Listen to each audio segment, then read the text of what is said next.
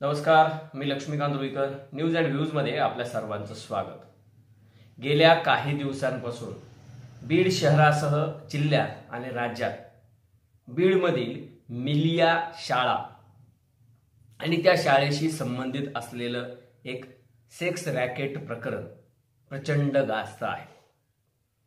या शाळेतील आमिर काझी नावाच्या एका शिक्षकानं एक नव्हे दोन नव्हे तर जवळपास 25 ते 50 महिलांसोबत सेक्स करतानाचे, अश्लील चाळे करतानाचे, लैंगिक शोषण करतानाचे व्हिडिओ तयार केले.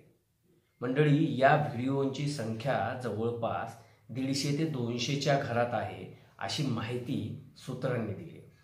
50 तासापेक्षा अधिक रेकॉर्डिंग या व्हिडिओंचं करण्यात आलंय. म्हणजे बघा, हा आमिर काझी सगळं काही प्लॅनिंगनी करत होता. सगळं काही त्याच्या डोक्यात फिट असायचं. म्हणजे तो जेव्हापासून नोकरीला लागला तेव्हापासून त्यांनी किती महिलांचं शोषण केलं असेल, किती महिलांचा आनंदवित छळ केला असेल, त्यांना ब्लॅकमेल केला असेल, त्यांच्या कुटुंबियांना ब्लॅकमेल केला असेल, याचा विचार न केलेलाच बरा. आता एवढं सगळं कांड करणारा आमिर काझी हा इतक्या दिवस कसं काय वाचला, त्याच्या या अन्यायाविरुद्ध कुणी वाचा का फोडली नाही असं विचारलं जातं. किंवा कुठलीही महिला ही सहजपणे एखाद्या पुरुषाच्या जवळ जाण्यास तयार होत नाही. तिला काहीतरी विश्वास दिला जातो, तिची कधी कधी फसवणूक केली जाते, तिला कशाचं तरी आमिष दाखवलं जातं आणि त्यानंतर हे सगळे प्रकार होतात. आता यामध्ये नेमकं काय हे तपासाचा भाग आहे. पण तपास करण्यासाठी कंप्लेंट लागेल आणि कंप्लेंट द्यायला समोर कुणी यायला तयार नाहीये.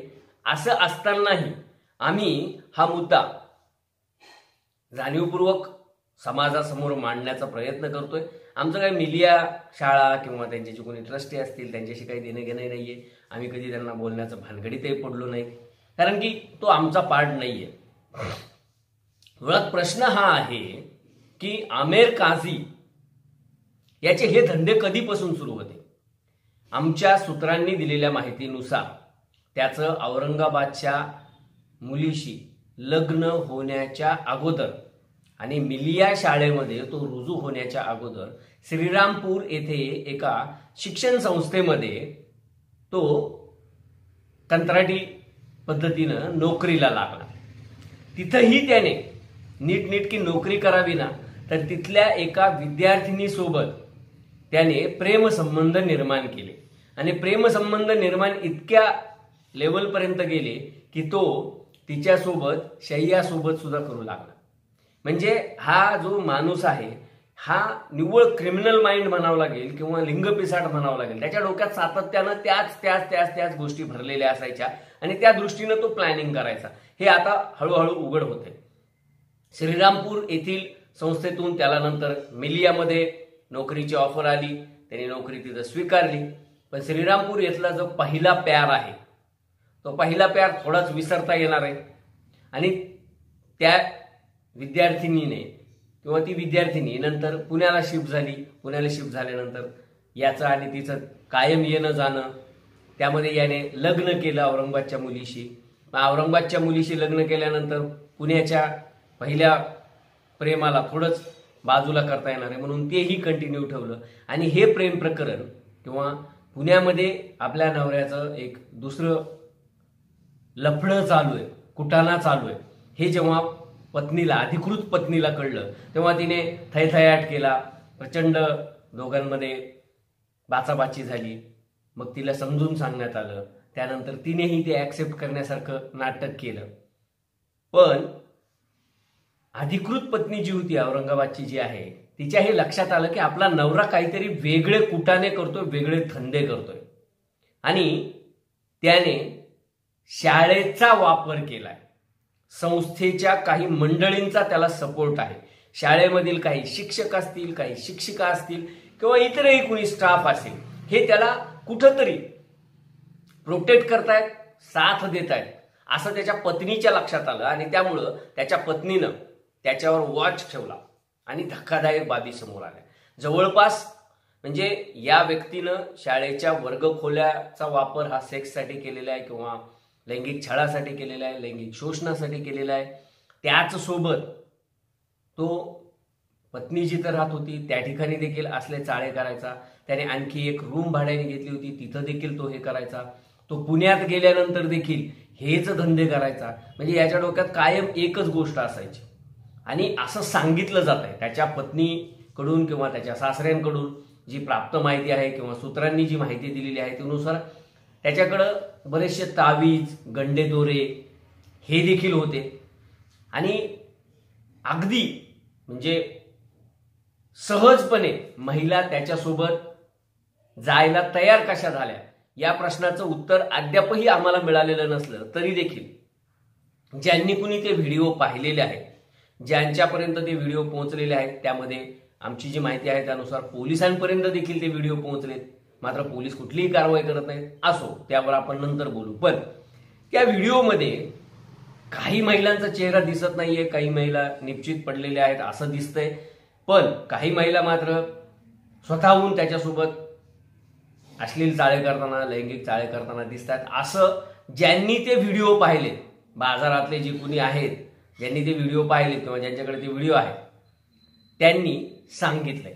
याचा अर्थ आमेर काझीनं मिलिया शाळेच्या आडून, मिलिया शाळेच्या परिसराचा वापर करून, मिलिया शाळेच्या इमारतीचा वापर करून जे काही कुटाने केले, जे काही कांड केले ते त्याने स्वतःपुरतं मर्यादित न ठेवता त्याने ते मार्केटमध्ये देखील पसरवल्याची भीती आणि चर्चा आता सुरू झालेली आहे. आणि विशेष बाब म्हणजे आमेर काझी यांनी हे जे काही कुटाने केलेले आहेत तर ते त्याने स्वतःच काही पॉर्न साईटला हे सगळे व्हिडिओज विक्री केला असल्याचा संशय देखील आणि तशी चर्चा देखील आता बाजारात सुरू झाली.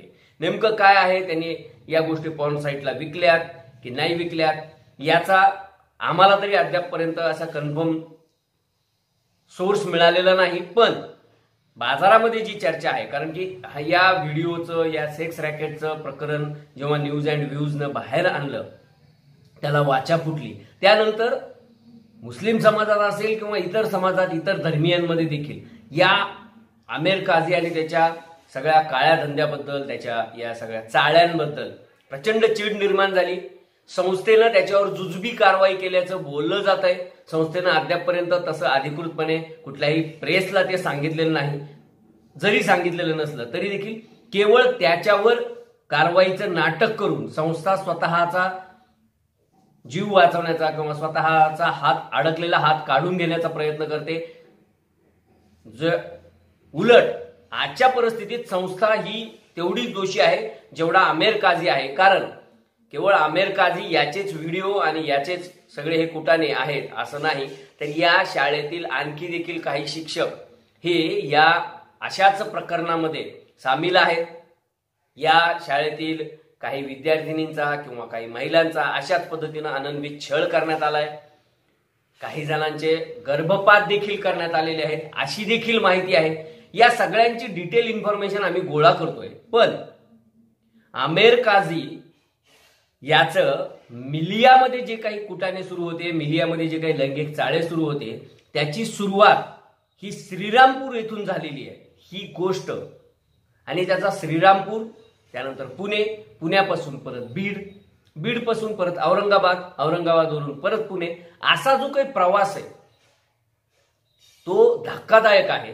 आणि त्यामुळंच त्याचं हे जे प्रकरण आहे हे एवढ्या सहजपणे संपणारं नाहीये. त्याचे जे काही कुटाणे आहेत, त्यांनी जे काही आतापर्यंत कांड केलेलं आहे त्यामध्ये अनेक महिलांचा छळ झाला आहे, अनेक मुलींवर अनन्वित अत्याचार झालेले आहेत.